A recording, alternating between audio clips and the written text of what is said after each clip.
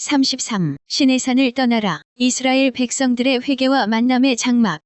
저들이 어찌 내가 시내산 위에 강림해 있는데도 금송아지를 만들어 섬길 수가 있단 말인가. 내가 갖가지 이적을 베풀어 그들을 여기까지 인도해 왔건만 어찌 그럴 수가 있단 말인가. 하나님의 노여움은 쉽게 가라앉지 않으셨다. 그러니 앞으로는 두 번 다시 용서할 수 없는 법. 다음에 만약 그런 불신앙의 행동을 보이면 도무지 그냥 넘어갈 수는 없다. 하나님께서는 모세에게 폭탄 선언을 하셨다. 모세야, 너는 이 백성을 이끌고 약속의 땅으로 가라. 하지만 나는 너희와 동행하지 않겠다. 그 까닭은 이 백성이 워낙 완고한 백성이어서 가는 도중에 내가 그들을 다 없애버리려고 할지도 모르기 때문이다. 금송아지 우상 숭배 사건은 모세의 간절한 중재로 넘어갔지만 이후에 똑같은 사태가 발생한다면 그때는 이스라엘 백성들을 즉각 멸절시킬 수도 있었다. 완악하고 패역한 백성들의 성향으로 보아 충분히 그럴 가능성이 있었다. 이는 하나님이 그들을 믿지 못하겠다는 뜻이다. 따라서 완전한 화해가 이루어지지 않았음을 보여준다. 모세는 시내산에서 내려와 하나님의 이 같은 말씀을 이스라엘 백성들에게 전했다.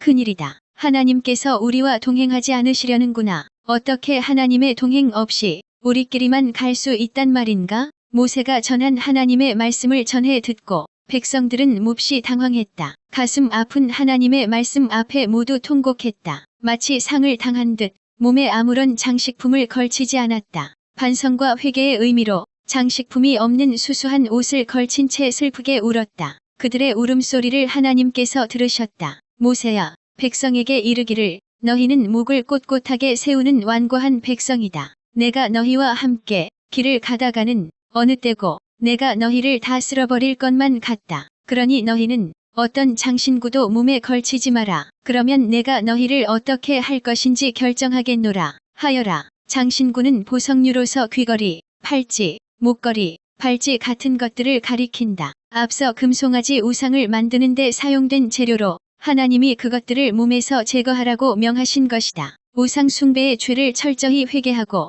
근신 중에 애통해 하라는 의미였다. 고대 근동 지방에서 초상을 당해 애도하는 기간에는 몸에서 모든 장신구를 떼어내는 것이 관습이었다. 금은 폐물에 장신구를 계속 걸치고 있다가는 어느 때고 우상 제작의 재료로 쓰일 수 있었기 때문이다. 그런 사태를 미연에 방지하기 위해 모든 장신구를 제거하라고 명하신 것이다. 그러자 시내산에서 이스라엘 백성들은 몸에 걸친 모든 장신구와 폐물을 전부 떼어냈다. 이 무렵 모세는 이스라엘 진영 밖 멀리 떨어진 곳에 장막을 친 뒤 그 장막을 만남의 장막 곧 회막이라 불렀다. 그래서 누구든지 주님께 여쭐 일이 있는 사람은 이스라엘 진영에서 멀리 떨어진 회막까지 나가야 했다. 그러나 백성들은 하나님이 두려워 아무도 그 회막으로 나가지 못하고 모세를 통해 하나님과 소통했다. 그들은 자기 장막 문 앞에 서서 모세가 회막으로 들어갈 때까지 지켜보았다. 자신들 스스로는 감히 하나님께 나아갈 수 없다고 생각되어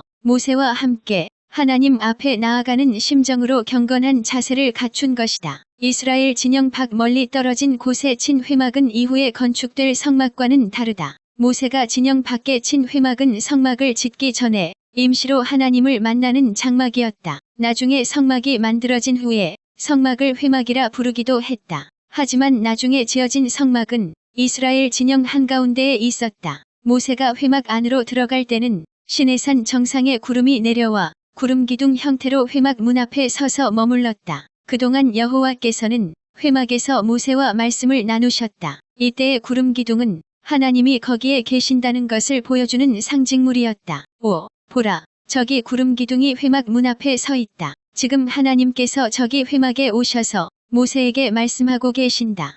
회막 문에 구름 기둥이 서 있는 것을 본 백성들은 거기에 하나님이 내려오신 줄 알고 각자 자신의 장막 문 앞에 서서 주님께 경배를 드렸다. 회막에 내려오신 하나님은 마치 다정한 벗과 이야기를 나누는 것처럼 모세와 마주보고 말씀을 나누셨다. 모세가 이스라엘 진영으로 다시 돌아간 뒤에도 모세의 젊은 보좌관인 눈의 아들 여호수아는 여전히 회막을 떠나지 않았다. 이처럼 회막을 지키는 막중한 임무가 여호수아에게 주어졌다. 그 까닭은 백성들이 금송아지 우상을 숭배할 때 그는 시내산 중턱에 머물러 있었던 관계로 자신의 몸을 더럽히지 않은 가장 확실한 인물이었기 때문이다. 모세의 간구에 하나님께서 동행을 약속하시다. 다음 날 모세가 회막 안으로 들어가 주께 간구했다. 주님, 보십시오. 주께서는 제게 이 백성을 인도하여 약속의 땅으로 이끌어가라고 이르셨습니다. 하지만 누구를 저와 함께 보낼 것인지 아직 알려주시지 않았습니다. 하나님은 듣고 계셨다. 모세는 말을 이었다. 주께서는 제게 이르시기를 나는 너를 잘 안다. 너의 이름으로도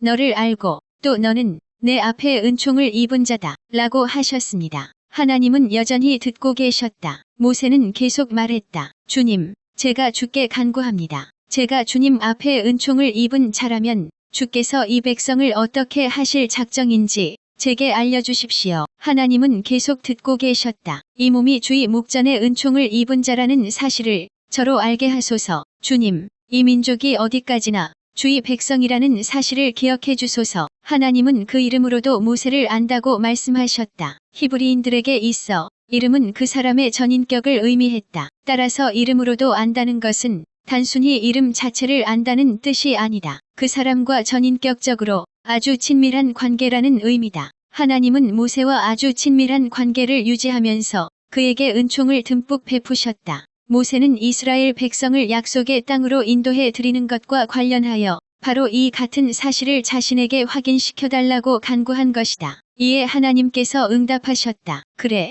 알겠노라. 내가 너와 함께 가겠노라. 내가 내 마음을 편하게 해주겠노라. 모세와 함께 하시겠다는 말씀이었다. 하지만 모세는 하나님이 자신뿐만 아니라 이스라엘 백성들과도 함께 하시기를 원했다. 그래서 모세가 다시 주께 아뢰었다. 오, 주님, 만일 주께서 이 백성과 함께 가실 마음이 없으시거든 저희를 이곳에서 떠나게 하지 마옵소서. 주께서 그들과 함께 가지 않으신다면 저와 그들이 주께 은총을 입었다는 사실을 누가 알 수 있겠습니까? 반드시 주께서 저와 함께 하시고 또한 이 백성과 함께 해주셔야 합니다. 그래야만 저와 백성들이 땅 위의 다른 사람들과 구별되지 않겠습니까? 모세는 끈질기게 간구했다. 우상 숭배라는 끔찍한 죄를 저지른 백성이지만 그래도 하나님이 이스라엘 백성들과 계속 동행하실 것을 애타게 원했다. 그래야만 이스라엘이 다른 민족들과 구별되는 특별한 하나님의 백성으로 인정받을 수 있기 때문이다.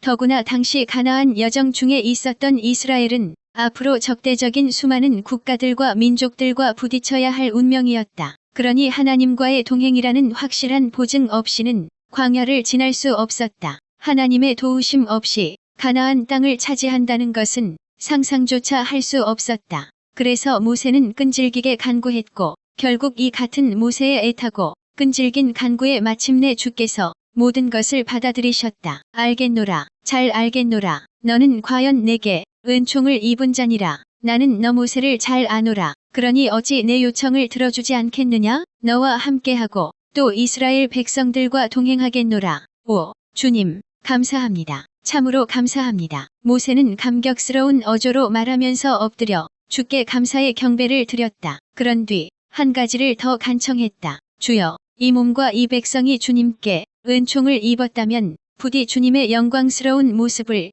제게 보여주십시오. 모세가 보기 원한 것은 지금까지 본 단편적이고 부분적인 주님의 영광이 아니었다. 여호와 하나님의 영광이 그대로 드러난 온전한 모습이었다. 주님께서는 이 부족한 종을 친구처럼 대해주셨습니다. 친구는 비밀을 나누는 사이가 아닙니까? 주님의 영광스러운 모습을 보여주십시오. 저도 너무 지쳤습니다. 모세의 간청에 주께서 감동을 받으셨다. 좋다. 모세야, 내 앞으로 나의 모든 영광이 지나가게 하겠고 그때에 내가 여호와라는 이름을 내 앞에 선포하겠노라. 나 여호와는 은혜 베풀고 싶은 사람에게는 은혜를 베풀겠고 긍휼히 여길 자에게는 긍휼을 베푸는 자니라. 은혜는 조건 없이 베푸시는 하나님의 크신 사랑을 말하고 긍휼은 어미가 자기 품속의 젖먹이에 대해 갖는 애틋한 정을 말한다. 이 같은 하나님의 크신 은혜와 긍휼로 인해 이스라엘 백성들이 죄 사함을 받고 하나님과 동행할 수 있게 된 것이다. 하나님은 계속 말씀을 이으셨다. 그러나 모세야,